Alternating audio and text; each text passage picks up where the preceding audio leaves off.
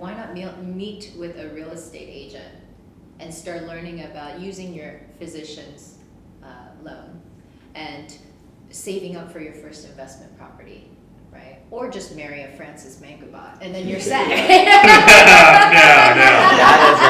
That's not gonna happen. One lucky girl out there. YouTube, what's going on? My name is Francis Mangubat. It is awesome to be on set. Well, we're not on set. We're actually here at my office at the Fitler Club with my great friends Kara and Jeff. Real quick, just some background about myself. My mother is a doctor. She's an OBGYN.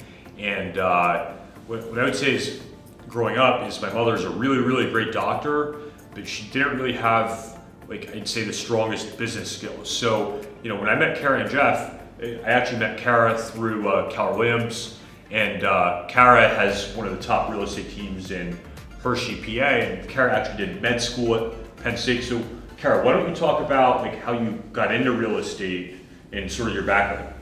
Yeah. So I really enjoyed medical school for the intellectual purposes, but then when we thought about it practically, we're both in medical school. If we wanted to have a family, I wanted to have more time flexibility for the children. So being the female, I liked the concept of going more towards finance, more towards real estate, while he finished medical training. Also, in medical school, if you have a kid, we were on WIC checks and food stamps and stuff, and I just thought, do we have to defer the delayed gratitude this long, or can we just start, buying some food for ourselves even while we're in med school? So I made the change into real estate, got my real estate license. What sparked that jump? Just all of a sudden you woke up one day and you're like, oh, I could get into business or real estate? That's a great question, Francis. I think we have almost 8 billion people in the world now. I think that the best resources we have available to us are people at this point. And Jeff's grandpa is one of the big real estate tycoons in Taiwan. He has a bunch of business people in his family. So, just talking to people, I thought, oh yeah, I'll try this out too. And then it happened. I just made myself a goal. I said, I just want to make 6 figures my first year in real estate. And I did. And then my second year, I said, I just want to double that. And I did. So, incredible. Well, so I just realized, oh, okay, this can be a good revenue stream. Now, if we think about it, not everybody wants to be a real estate agent. Definitely not. Right. And here, we have Francis who, he's branched out from real estate at the age of 16 or whatever to owning a team, to going to development, going to personal investments. Yeah, I just realized, okay, this is a revenue stream and we can go from there. So, again, just talking to different people, which you're the boss at, somebody said, you should just buy one house a year. So we didn't even have that much capital. What do we have in the bank? Maybe 40, before we jumped 50,000? into this? Yeah. Before we bought our first investment. Oh yeah, 40,000. Maybe we had 40,000, which isn't a huge cushion when you have 2 kids. Yeah, And wow. This was only 2 years ago.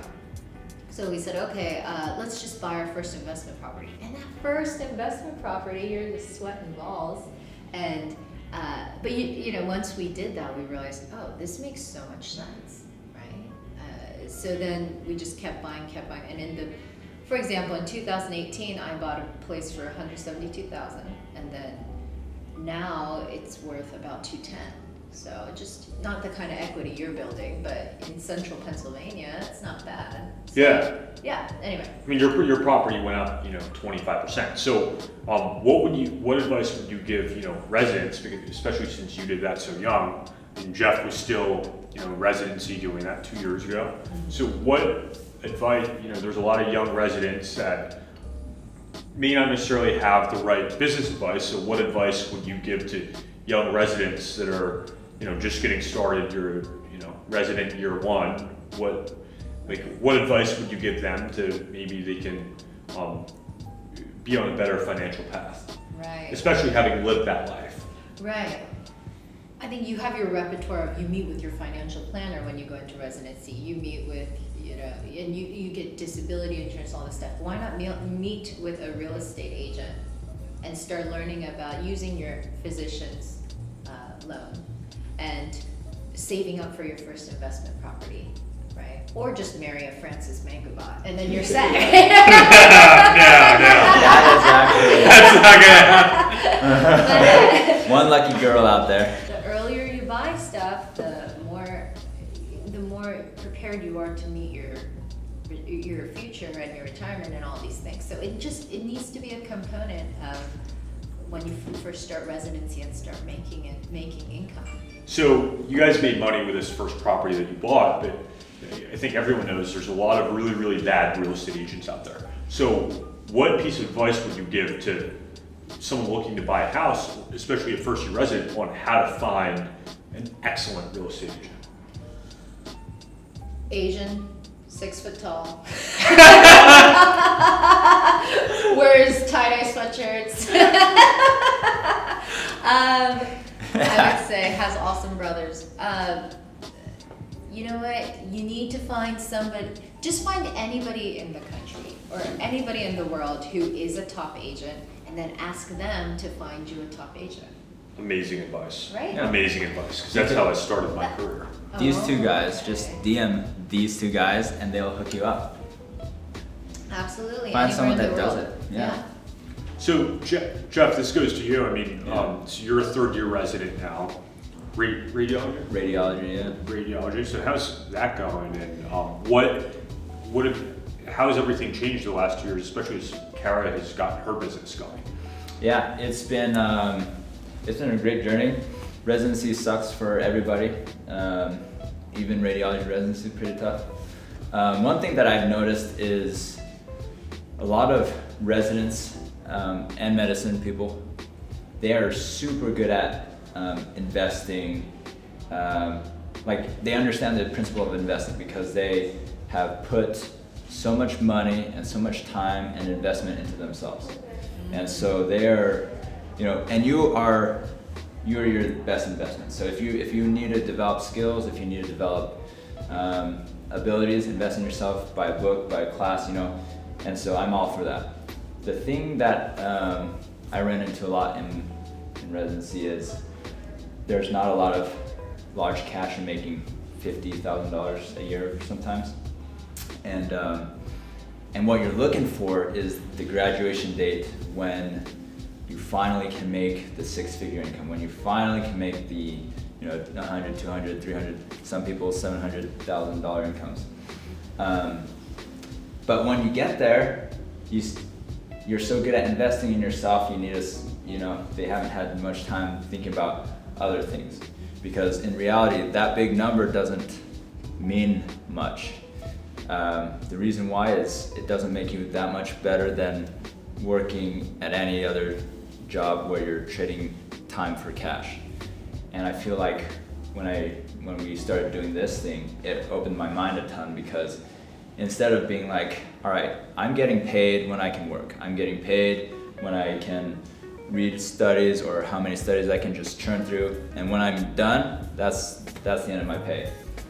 But now with investment, like these guys are doing, right now they're making money, calculated by rental income, development, equity, building equity, and market value rise of houses. As you're saying that, I'm realizing medicine is a very stable field. Like you're board certified, you're gonna have a job, you're gonna make income. Even if you do part-time, you can make 6 figures. So aren't you in the perfect position to take some risk, which investments all have an element of risk, as we know. So you are in the perfect profession to do real estate investing or any kind of investing. Yeah, that's a perfect point. Right. So now you have a great job, you've invested in yourself. That's step 1, always invest in yourself first. Step 2, bring it up another level. A lot of my colleagues, most of my colleagues, we don't talk about this kind of stuff because we're focused on making it to that 6-figure income. But once you're there, you have many opportunities. So if you bought a house in residency, I would say hold on to it. And even if you're scared, about the maintenance or those kind of things, if you want to make money, you have to put in the grunt work, and you have to put in the work. So Yeah, use the 100% physician's loan. Yeah. Like Francis can hook you up with somebody here in Philly, and you need what? You need somebody who's smart, who's going to know how to structure the seller assistance so that you decrease your closing costs, and you can get away with just a few $1,000s to buy your first property. And when you're buying that property, you have to purchase the rental and potential for roommates if you're single. And look at it from a future perspective of, okay, then you're gonna rent it, and then you're gonna buy your next house, and just keep stepping up.